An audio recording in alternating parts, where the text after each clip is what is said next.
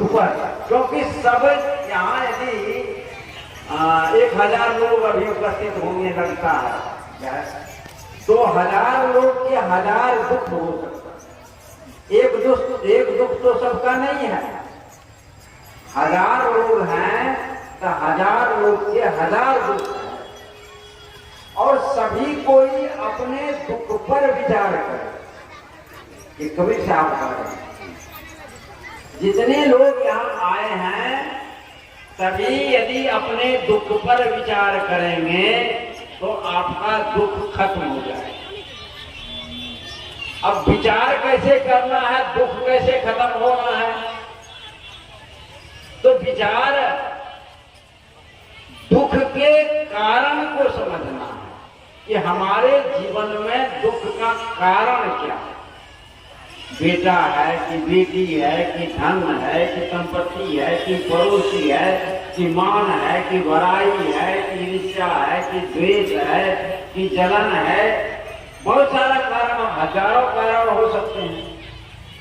तो उन तमाम कारणों में मेरे जीवन में कौन सा कारण है दुख का, उस पर विचार करो। और उस दुख के विचार करने पर पता चलेगा कि ये कारण है, तो उस कारणों का सुधार आप कहाँ करेंगे? अपने में सुधार करेंगे। ध्यान से सुनिए, ये लोग जो धरती के लोग हैं कहाँ फैल हो जाते हैं, उस बात को मैं कहता हूं।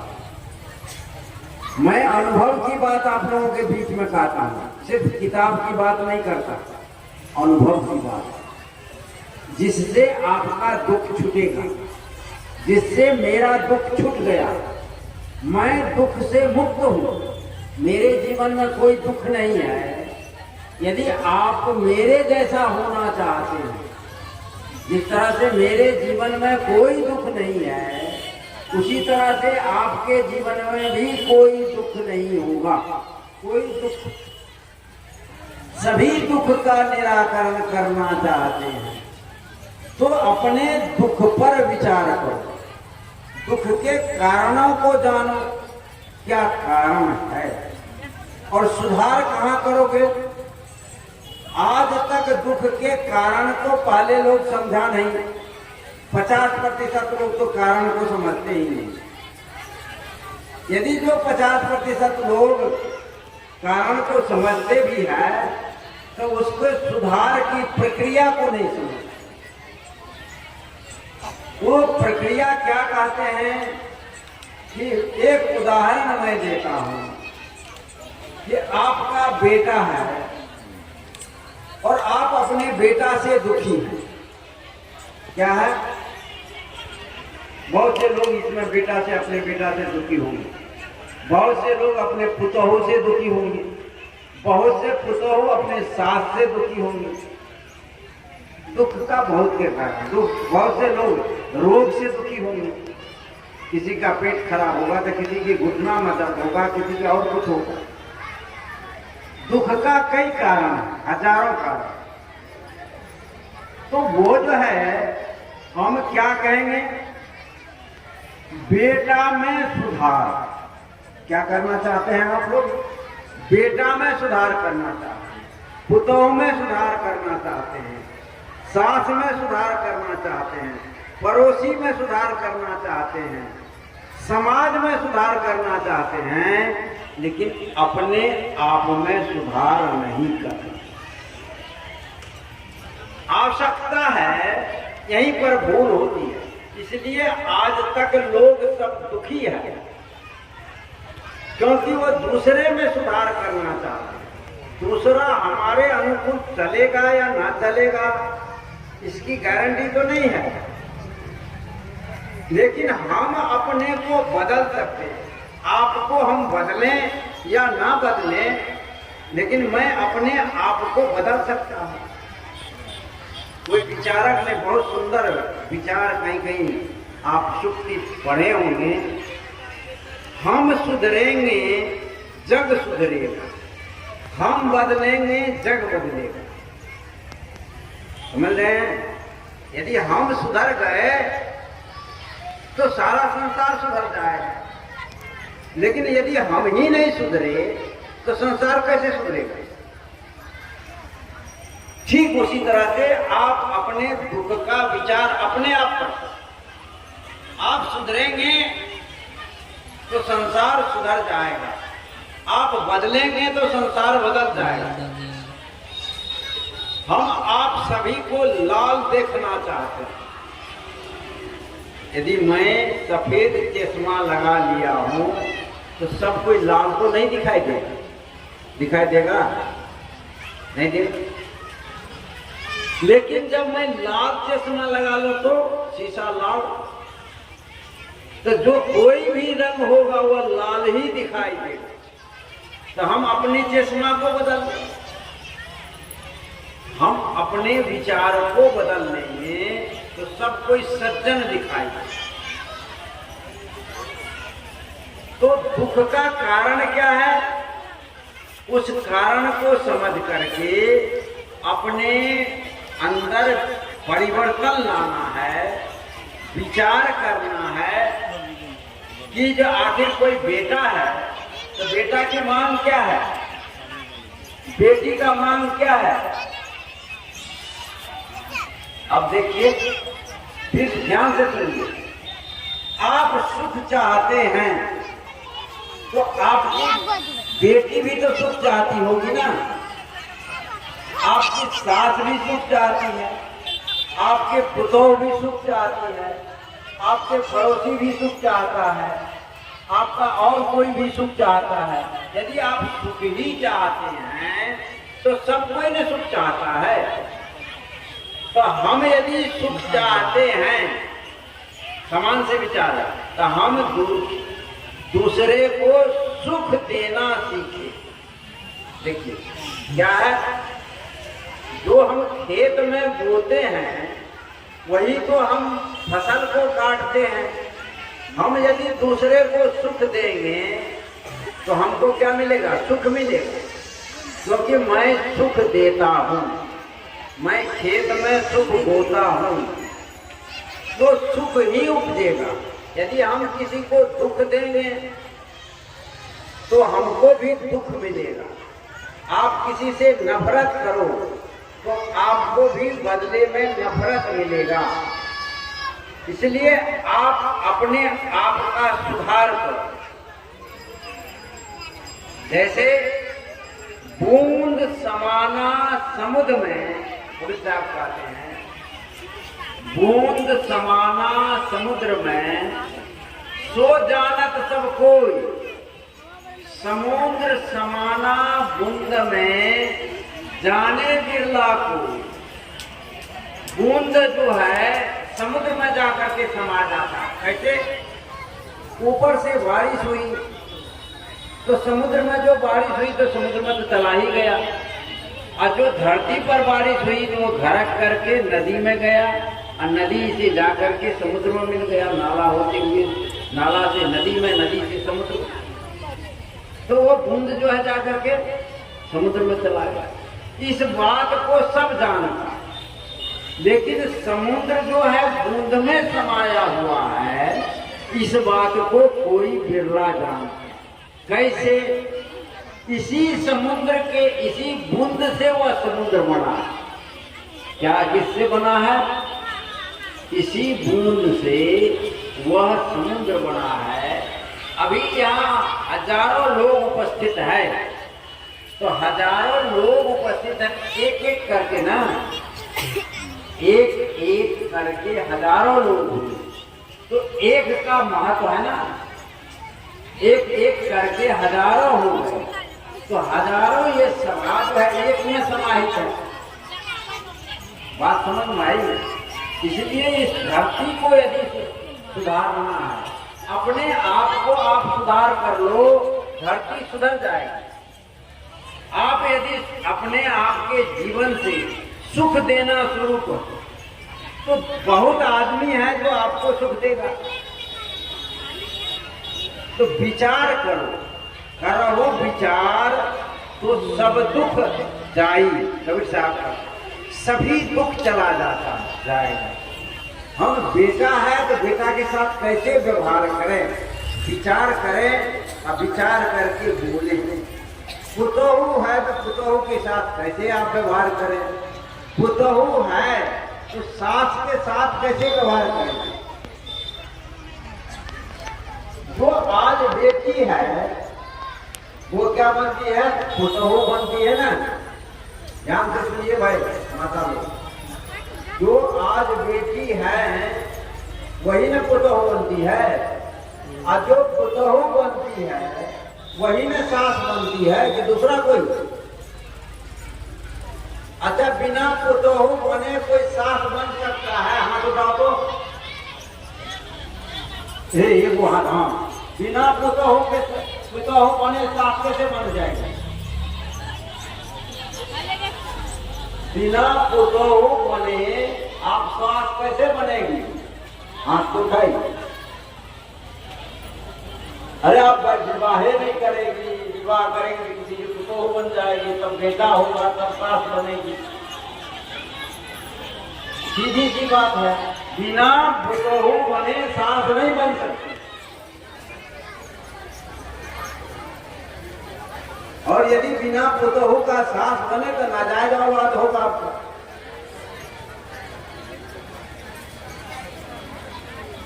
इसलिए पुतोहू बनेगी तब सास बनेगी, बिना पुतोहू का सास नहीं बन सकती। तो आप पहले बेटी थी, बाद में पुतोहू बनी, अब पुतोहू से सास बनी, 3 स्टेज हुआ। तब उसमें दादी माँ और माँ होती, दूसरा ज्यादा रहेगा। तो पहले सुनो, तो मतलब यह है कि जो मांग आपकी बेटी के रूप में था, वही मांग आज आप पुतोहू के रूप में, वही मांग आपको सास के रूप में। तो जो मांग आप अपने लिए सास के रूप, पुतोहू के रूप में है, जो आप अपने सास से चाहते हैं, ध्यान दो सास लोग, पहले सासे उनको चाहते हैं। जब आप पुतोहू थी तो आप अपने सास से क्या चाहती थी, ससुर से क्या चाहती थी? जो चाहती थी आपको नहीं मिला, कोई बात नहीं, छोड़ दो, लेकिन आप अपने पुतोहू को वो चीज पूरा कर दो कि जब मैं पुतोहू थी तो मैं यह चाहती थी, आज यह मेरी पुतोहू है, वह कमी अपने पुतोहू को नहीं होने दूंगी। तो बोलो, वो पुतोहू आपको देवी की तरह मानेगी कि नहीं? रोज पूजा करेगी ना, सुबह शाम आरती उतारेगी। क्यों? कि जो मांग आपकी है वही तो पुतोहू की मांग है। जब यह सास बनेगी, जब वही पुतोहू सास बन जाती है, तब उसकी मांग होती है। तो भाई जब आपकी मांग है तो आप जो अपनी मांग है वही मांग पूरा करो ना सास की। पुतोहू जब सास की मांग को पूरा करे। आज देखो, जन्म लिया कहाँ? मैके में। मैके में जन्म ले करके वो 18-20 वर्ष में उसकी शादी हुई और आ गए ससुराल। और ससुराल में आए तो वहाँ सास आपके पति को पढ़ाया, लिखाया, डॉक्टर बनाया, इंजीनियर बनाया, कलाकार बनाया, खेतिहर किसान बनाया, व्यापारी बनाया, अनेक काम करने की क्षमता हुनर दिया। ठीक है, बहुत से यहाँ माँ बैठी है जिसका बेटा कॉन्वेंट में पढ़ता है नहीं। आप अपने रुपए को काट करके, अपने पेट काट करके बेटा को, बेटी को पढ़ाते हो, पढ़ा रहे हो। तो जिस बेटा बेटी को पढ़ा करके बड़ा किया, डॉक्टर इंजीनियर बनाया, और उसकी शादी कोई दूसरी जो बेटी आई इस घर में उससे करता, तो उस आपका पिताजी उसको डॉक्टर तो नहीं बनाया, इंजीनियर तो नहीं बनाया, आपकी माँ उस आपके पति को गोदी में तो नहीं खिलाई, 9 महीना पेट में तो नहीं रखी। आपकी सास ने आपके पति को 9 महीना पेट में रखी और उसकी सारा व्यवस्था करके जवान करके पाल करके पोष करके बड़ा करके आपको सुपुर्द कर दिया। लो मैं तुमको देता था, इसको संभालो। और उस सास के साथ आपकी व्यवहार कैसा है, विचार, जब विचार करोगे कि जिस पति को पा करके हम आज फूले नहीं समा रहे हैं, उस पति को जन्म देने वाली हमारी सास मां कितना कष्ट सही, और तो उसको जब आप याद करोगे तो हमारा क्या कर्तव्य होता है। हम कहते हैं कि यह मेरा घर है, और सास को ठुकरा रही है तो उसको तिरस्कार करती है। क्यों भाई, जो एक एक पैसा कमा करके इस घर को संजोया, आज उसी का तिरस्कार।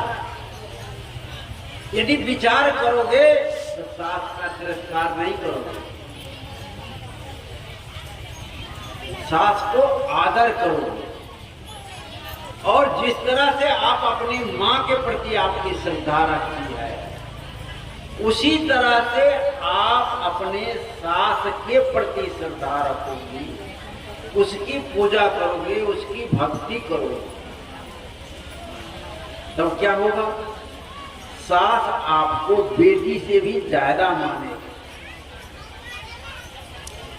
सास को भी चाहिए आप अपनी बेटी को दे जाए वहां, यहाँ जो आपके पुतोहू है रात दिन आपकी सेवा करती है, भोजन बनाती है और कुछ काम करती है, तो आप अपनी बेटी का गुण तो गाती है। क्या करती है सास, बेटी का गुण गाती है।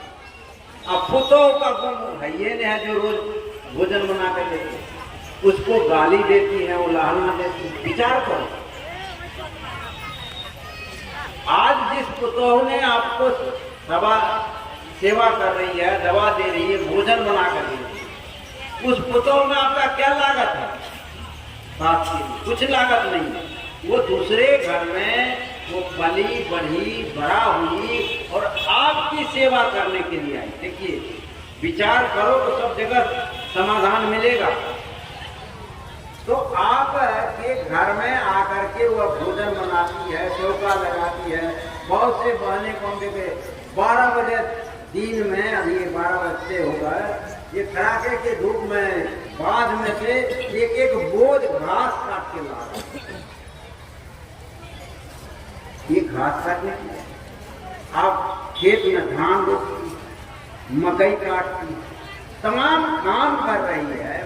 ये गर्मी में, वर्षा में, जाड़ा में, कभी आप विचार किए उस पुतोह को आप कष्ट देते हैं, उस सास को आप कष्ट, सब अपने अपने विचार करोगे तो किसी को आप कष्ट नहीं दोगे और आपका दुख का समाधान हो जाएगा। आपको लगता होगा कि दुख का समाधान, इस सूत्र पर चलोगे आपके घर का सब दुख खत्म हो जाएगा कि नहीं, आपके जीवन का दुख खत्म हो जाएगा। तो इस तरह से जो आपकी मांग है, वही मांग आपके बेटा का भी है, बेटी का भी है, पड़ोसी का भी है, भाई का भी है। एक भाई दूसरे भाई से क्या चाहता है, वो प्रेम चाहता है, तो आप प्रेम दो। तो आप भाई से नफरत करते हैं और दूसरे से प्रेम करते हैं।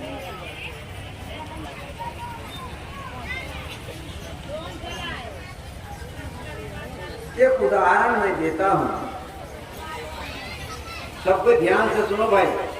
ओ माता जी, सब हंसो नहीं।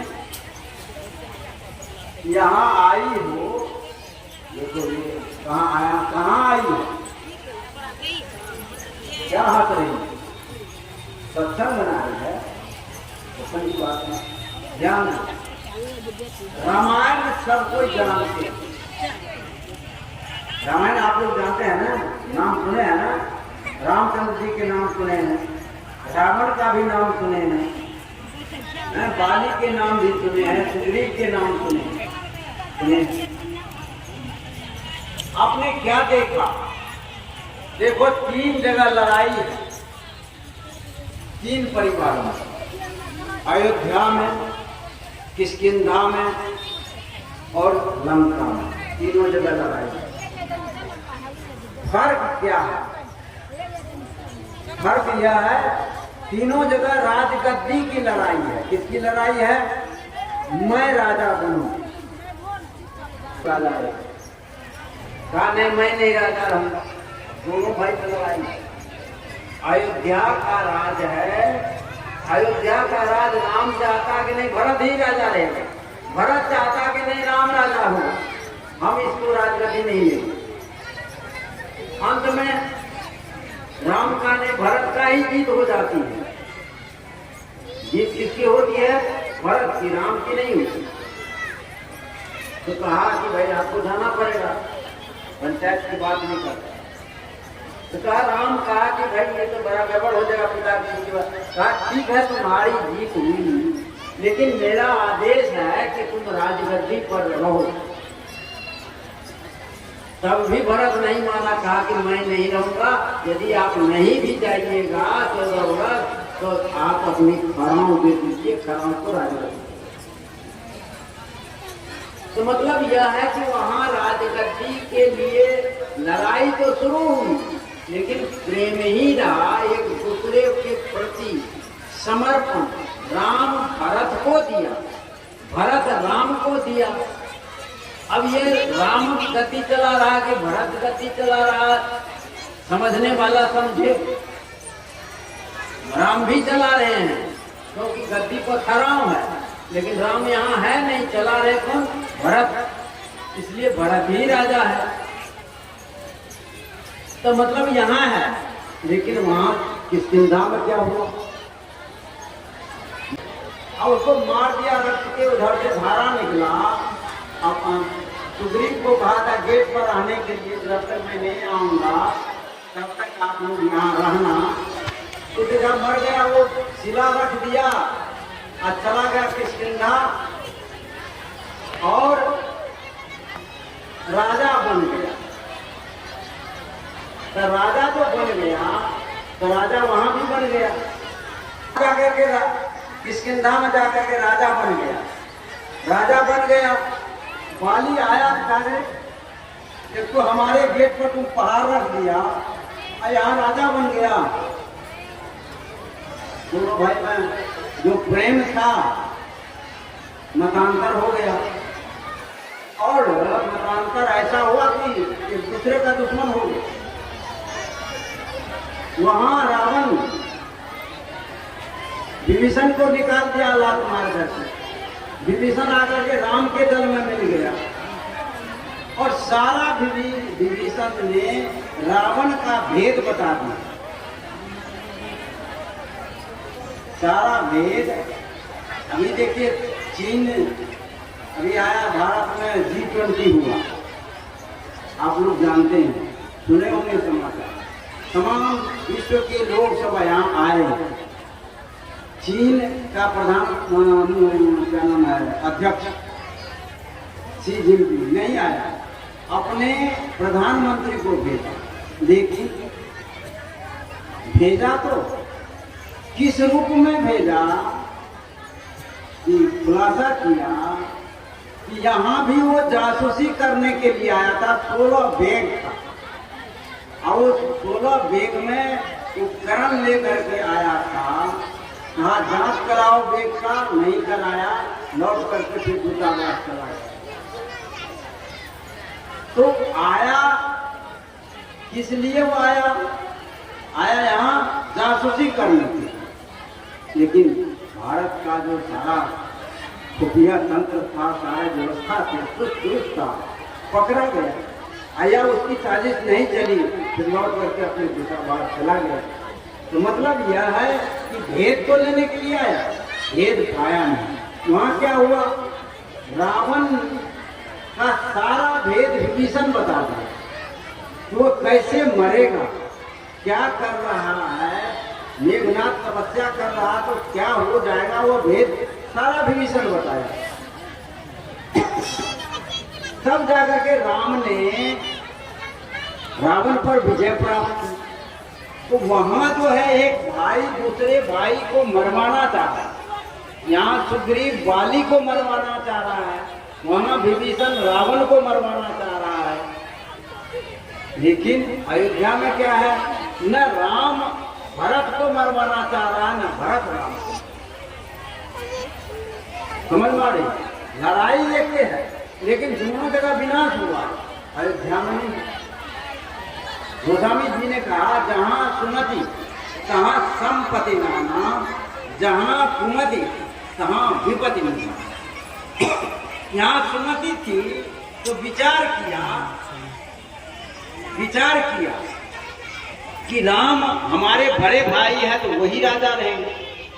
राम ने विचार किया, जब माता और पिता ने जब भरत को राजगद्दी दिया, छोटा भाई है और वह राज चला रहा, तो हम तो फ्री हो गए, हमारा काम आसान हो गया, हल्का हो गया, तो यहाँ विवाद नहीं। तो विचार करोगे तो आपके सभी दुख दूर होंगे, लेकिन विचार नहीं करोगे तो दुख दूर नहीं होगा।